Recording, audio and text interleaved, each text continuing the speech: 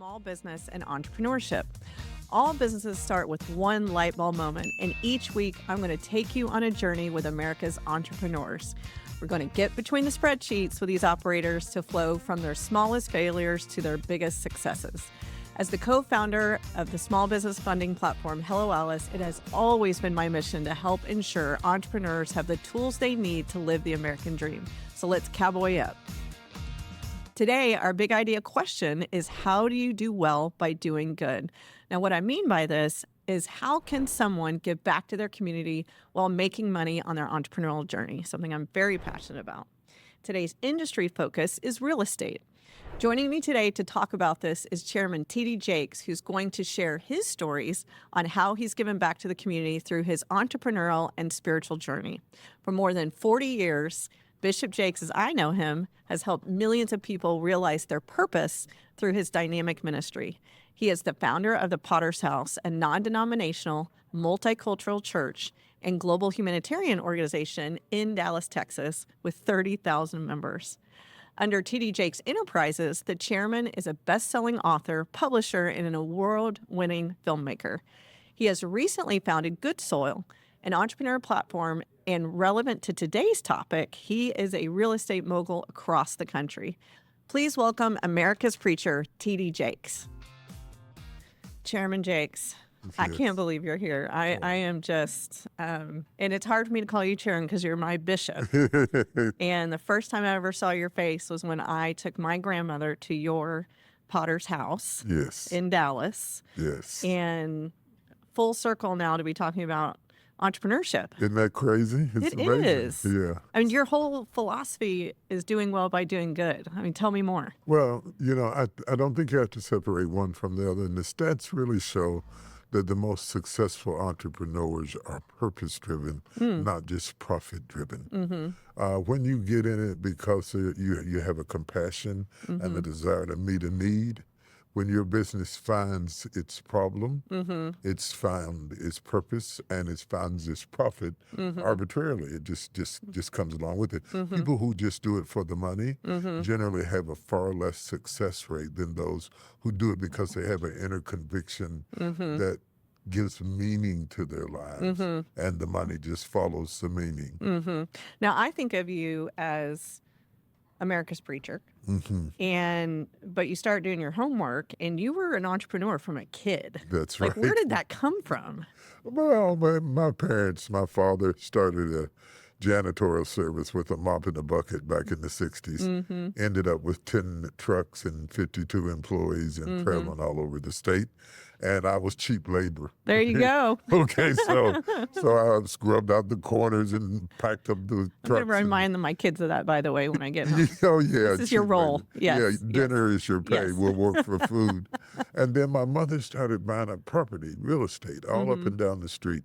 And even later, many years later, when my mother got Alzheimer's, she was still getting rent. Really? Yeah. Didn't no longer remember. She referred it to like 607, 609. I'd say 609 paid, 610 paid. And she said, I don't care no more, baby. But all of those years, she modeled that in front of me. Wow. So it's kind of in my DNA and part of who I am. And every church I ever pastored, I started from the ground up. There are a lot of similarities between the two because it's not just about preaching. You have to also pay the bills and pay whatever staff you have. And, there are a lot of similarities between the two. So believing in yourself, believing in your product, believing in faith, believing in God, that some kind of way you're going to get me out of this. Oh, listen, the roller coaster. Yes. And I think that's okay for us to talk about with these small business owners, the folks listening and watching the show.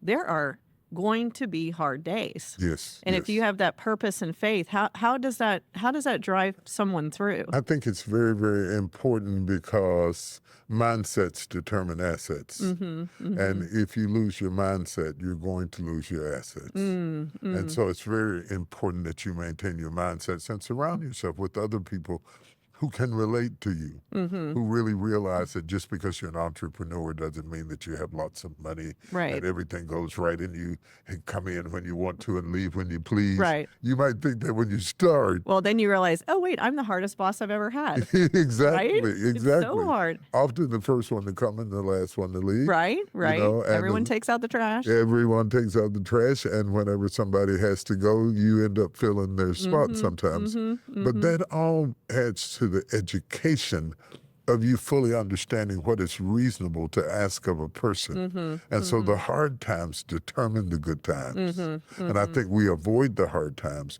but the hard times is the University of Education Mm-hmm. that exposes you to what it takes to really be an entrepreneur. This is not just about school, it's about experience. Mm-hmm. Really, from day one, and this is our big question on the show today, is can you do well by doing good? Mm-hmm. Gave back to your community, found profitable models. And so for a small business owner, I mean, they are trying to hire their first person, cash is tight. But do you believe you can give back from day one? Yes, I think you can. You can give a smile. Mm-hmm. You can give a positive attitude. You can give a birthday card. You can keep a record of birthdays and holidays and create, because really the greatest resource in business is relationships. That is so true. Yeah. And a lot of people do not count relationships as a resource. They only see a resource as a bottom line on a ledger. But in reality, your greatest your greatest resource is your relationship and your ability to relate with your customer, your consumer, your staff, your peripheral staff, meaning that you should have some people around you that you don't pay, but they are smart and committed to you. And whether they become your board or they become your mentors and mentees. And the reason we started Good Soil is the lack of all three things: not having access to capital, not having access to cash, not having access to confidants, not having access to somebody who can mentor you and speak into your life. We are getting ready to have the largest transfer of wealth from baby boomers to the next generation. 76 million people. Isn't that amazing? It's amazing. And Good Soil is your entrepreneurial platform. Yes. Where small business owners can come on and they get counsel, they get grants. You have the Good Soil Forum coming up. Tell us about that. Well, we've got the Good Soil Forum coming up June 12th through the 14th. In my home state of Texas. In your home state of Yes. Texas. And we got you coming. Yes, I'm so excited. Yeah, I'm excited. There's about also you this, coming. I think this woman named, what's her name? Oprah Winfrey. Oprah's coming. And I told somebody, this is an opportunity for us to pass to the next generation what we learned, what we did right, what we did wrong, what to watch out for, so that the learning curve is not so steep or so stiff. And I think it's a very important opportunity to inundate yourself with this kind of information. We're going to be doing mentoring. We've got a $500,000 fast pitch competition. Even those who didn't win the competition said they benefited by having to put together their portfolio, what they were going to do, their business plan, that sort of thing. You cannot walk out of a room full of like-minded people and not be fuller and richer and more developed in who you are. That's how I feel anytime I'm in the room with you, to be really honest. Now, tell me, we're in a really interesting time, if you watch the news right now, of very strong opinions. Yeah. And some would say the purpose of a company is to make money, period. So you see some shareholders pushing back on everything from diversity, equity, inclusion to ESG to even corporate foundations. I'd love to just hear your opinion on that. And then also, did you ever get pushback from for your profitable models? Because you are the purpose-driven human. Yes. So I'm just curious your thoughts Yes, there. you're going to get pushback. But the reality is, no matter what we vote or what we say or the semantics or how we change the name, our world is diverse. Our country is diverse. Whether that diversity is gender, whether it is generational, whether it is different ethnicities, it's unavoidable. We just simply do not have enough white men Mm-hmm. to run everything in the Mm-hmm. country by Mm-hmm. themselves. The Mm-hmm. birth rates, just do the math. Mm-hmm. So at Mm-hmm. the end of the day, if I have a car wreck and EMT comes, I don't care whether he's Indian or Asian Mm-hmm. or young or old. I Mm-hmm. just want to get out of the crisis. Right. And so we can debate it all day long on Mm-hmm. paper. We Mm-hmm. love to do stuff like that. But in reality, this is a diverse country. England is a diverse country. India is a diverse Mm-hmm. country. Mm-hmm. It's unavoidable. And so if you're going to, you only have one pond to fish out of. Right. Right. So you can't just pick the fish, Yes. Yes. Yeah. and then you've got to pay them fairly and treat them Mm-hmm. fairly. Mm-hmm. And we can change the name any way you Mm-hmm. want to. Mm-hmm. But the point is, we're all here together. Mm-hmm. And we do not want to get to the point that we become extinct as a species Mm-hmm. because we figure out how to do artificial intelligence Mm-hmm. at the expense of human intelligence. Mm-hmm. Mm-hmm. Mm-hmm. And we are just talking about human intelligence. Mm-hmm. That's right. No matter what form it comes in Right. or Right. color. Hold that thought. We are going to take a quick break and we'll be right back with a big idea.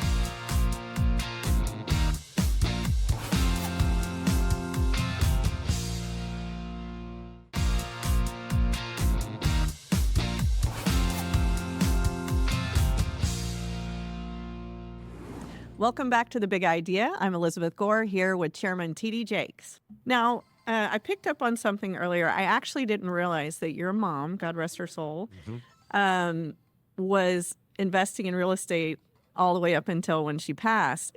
And today, our industry topic and focus is real estate, which you are crazy passionate about. Yes. So was she your inspiration? And then why do you think that that is a good both profitable and community investment to be in real estate? Well, it solves a problem. Mm-hmm. And the best businesses solve problems. We have homelessness.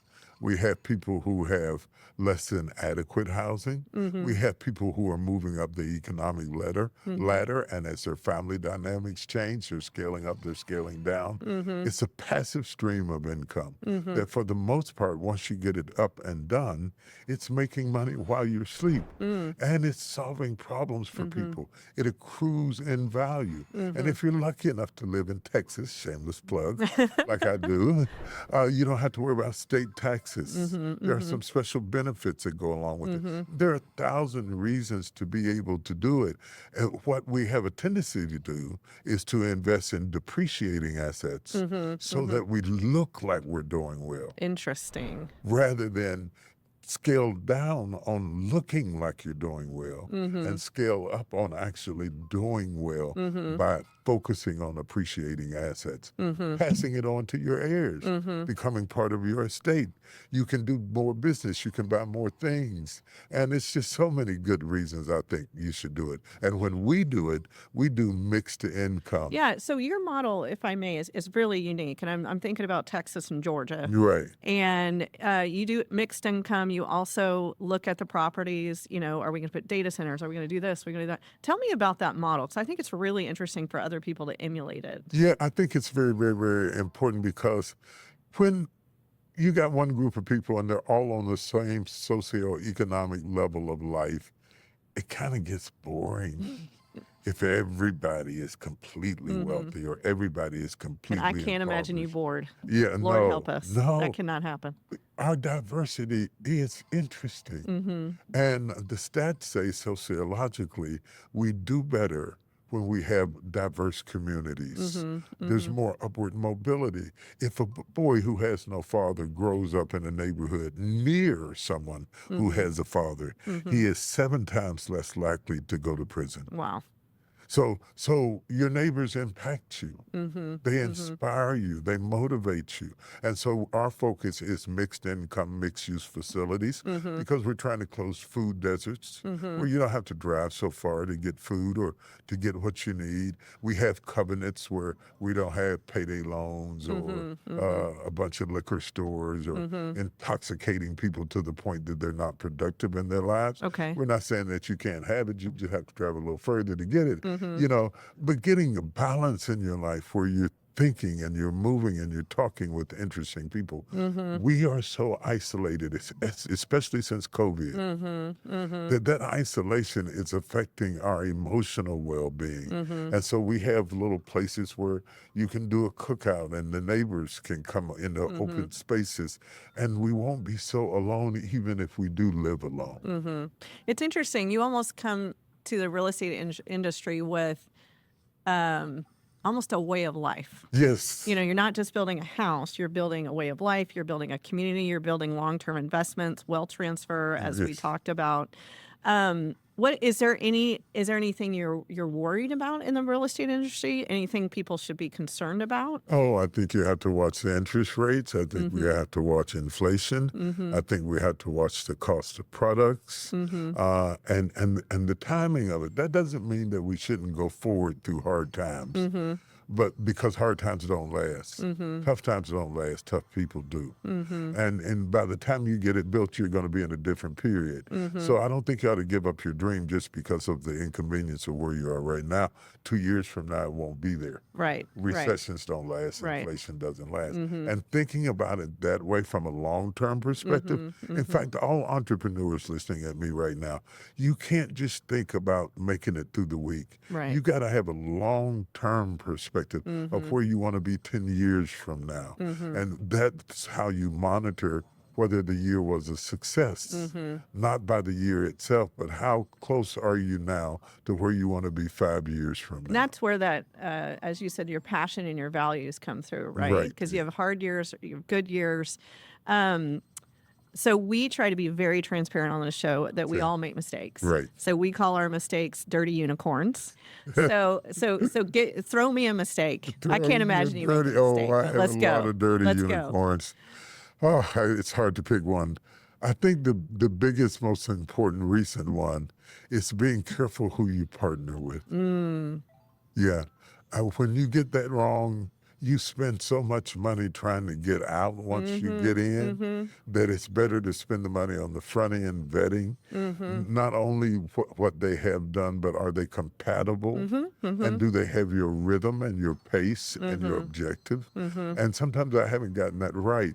I have confused charisma with character. Ooh, confused charisma with character. Yes. And my husband just said he works with a lot of tribes, and there's this saying that is, "I go at the speed of trust." Yes. I was really moved by that when he said that to me. And so does breaking through one layer to see the next layer down, is that take time? Is that diligence? I mean, what is your advice to business owners when they're choosing that partner? I think you ought to get into partnerships like my wife gets into the pool. Oh, okay. One step at a time. Let's do this and see Yes. how that goes. Yes. And then let's do this. She's not doing cannonballs. No, she's not doing it. Trust me. And Miss She Jakes is not doing cannonballs. Okay. And That's and just great advice. Yeah, it gives you an opportunity to see. It doesn't mean that the partner is bad, but do we have chemistry? It's almost like a marriage. You know, you have a covenant, you have an agreement, you have principles, you have ideas, but you don't know till you move in how well that's going to work out. You get married in 20 minutes, but you don't really get married for 10 years. That's right. And then you're married to a different person, I think, every 10 years. Yes, they right? change. It's really interesting. Can we grow together or do we Right. grow apart? Right, That right. happens in partnerships Yeah. too. That's why you have to have the equivalent of a prenup is how do I get out if things Lawyer up, Yeah, right? yeah. Lawyer Yeah. up and make sure that you have the principles set up so that when the times get hard, you've already agreed how to respect each other as you separate one from another. That is incredible advice. I was gonna ask you the best piece of advice you ever been given, but I'm gonna switch out. What do you think would your mother's advice be about real estate? I think not to limit yourself to your own zip code. That we have to think more globally today than we did when she started. She bought up all the houses on the street, and then she started branching out into other neighborhoods. Most of us think, I'm going to invest in my neighborhood, and that's good. That's great. But sometimes there are great opportunities in other cities and even other countries. And Mm-hmm. don't be afraid to branch out because money doesn't watch street signs. Mm-hmm. It Mm-hmm. doesn't care about zip codes. Mm-hmm. And so as you invest into these different areas, you get a return and you build relationships and you become more global because for the first time in the world, I can get on my phone and text back and forth with somebody in Korea Mm-hmm. Mm-hmm. and get an immediate answer as if they were across the street. Right. So if Japan's stock goes down, Mm-hmm. it's going to affect America. We Mm-hmm. are more interconnected than we've ever been in Mm-hmm. life. And by the way, when we were talking earlier about the discontentment and the Mm-hmm. restlessness of the areas that we live in, I see it on the news, but I don't see it on the elevator. Oh I don't yeah. see it in the grocery store. Mm-hmm. I don't Mm-hmm. see us running buggies into each other, you know. Yeah, not the same ones anyway, Right. you know. Right. Yeah. And I'm not sure that we're as angry at each other as Mm-hmm. they say we are. Mm-hmm. I think conflicts drive up ratings. And so Mm-hmm. they show the Mm-hmm. very worst of us Mm-hmm. because the planes that land never get covered. It's Right. just the ones that Right. crash. Yeah. And so we're seeing all these crashing planes, you know, Mm-hmm. and Mm-hmm. you walk around like this. But when you walk up and down the street, Mm-hmm. people are opening doors for you. How are you today? So Mm-hmm. forth and so on. I'm not saying that there isn't evil out there and injustice out there, Mm-hmm. but I don't think it's as pervasive as Mm-hmm. we think that it Mm-hmm. is. Well, it's certainly not here, and you're a blessing. And I am so grateful that you came on today. Oh, And all of our listeners at The Big Idea, they're going to learn so much from you. So thank you. thank It you. means It's a the real world to me. pleasure. At the end of each episode, I like to give a shout out to a small business who is doing amazing work. So today, I'd like to shout out to Mama Laverne's Food, a business known for their award-winning chicken and waffle pancake mix. Oh my gosh, this sounds so good. Founded by a mother and daughter duo, Laverne and Donna Richardson, it also happens to be Chairman Jake's favorite. Thank you, Chairman Jakes, for coming on the show, and thank all of you for joining us. We hoped you learned a lot. This has been The Big Idea from Yahoo Finance. Watch us every week on your favorite streaming service. Find videos at yahoofinance.com and listen wherever you get your podcasts. You can also come say howdy to me